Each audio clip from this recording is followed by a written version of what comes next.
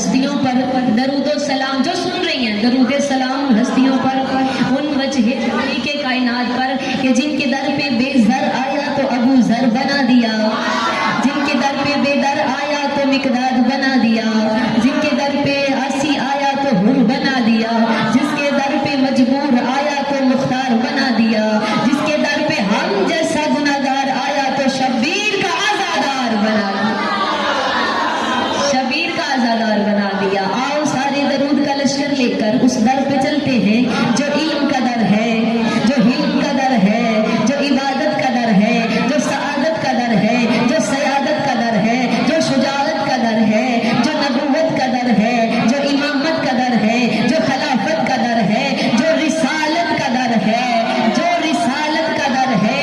پتہ نہیں کتنا پڑھنا ہے، مختصر یہی ہے، آؤ اس در پہ چلتے ہیں جس در پہ جھک جائیں تو بندہ در بدر نہیں ہوتا۔ اللہ نے در بدر کی ٹھوکروں سے بچانے کے لیے ہمیں سیدہ کا در عطا کیا، وہ در عطا کیا جہاں جس توحید نے چاہا کہ میں کچھ ایسی ہستیاں بناؤں کہ زمانہ دیکھے انہیں اور پہچانے مجھے۔ اللہ نے چند انوار خلق فرمائے اور اتنے پیارے بنائے، اتنے پیارے بنائے، خود محمود تھا انہیں محمد بنایا، خود اعلیٰ تھا انہیں علی بنایا، خود فاطر السماوات تھا انہیں فاطمہ بنایا، خود محسن تھا انہیں حسن بنایا، خود قدیم الاحسان تھا اسے حسین بنایا، اور کیسے کیسے کرشمے بنائے۔ زمانہ دیکھ انہیں رہا ہے، پہچان اسے رہا ہے، دیکھ انہیں رہا ہے، پہچان اسے رہا ہے۔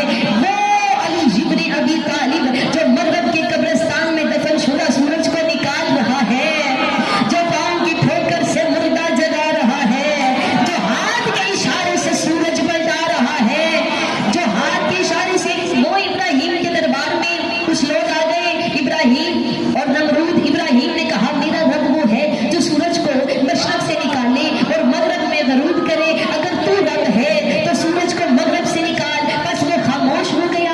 ابراہیم کے فرمان کے مطابق رب وہ ہے جو سورج کو نکالے۔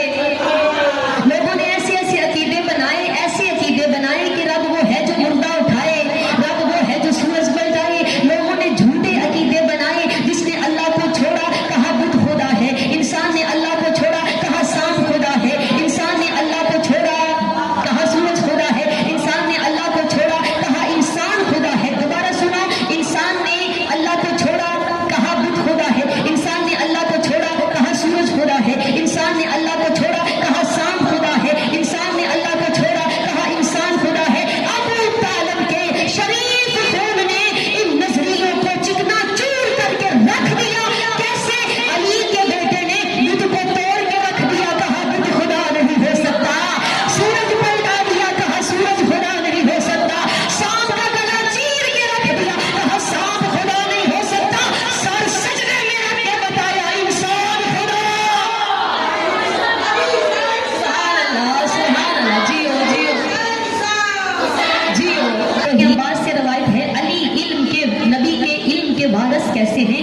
ابن عباس سے روایت ہے کہ مسجد مدینہ میں مسجد سجی ہوئی تھی، صحابی بیٹھے ہوئے تھے کہ دروازہ کھلا، وہ یہودی مدینے میں آئے اور آگے کہا اے اہل مدینہ، اے اہل مدینہ، ہمارے نبی موسیٰ بن عمران نے کہا تھا میرے جانے کے بعد تہامہ کی سرزمین پہ ایک ایسا نبی آئے گا، ایک ایسا نبی آئے گا، کائنات کے ہر مسئلے کا حل اس نبی کے پاس ہوگا، ہر سوال کا جواب اس نبی کے پاس ہوگا۔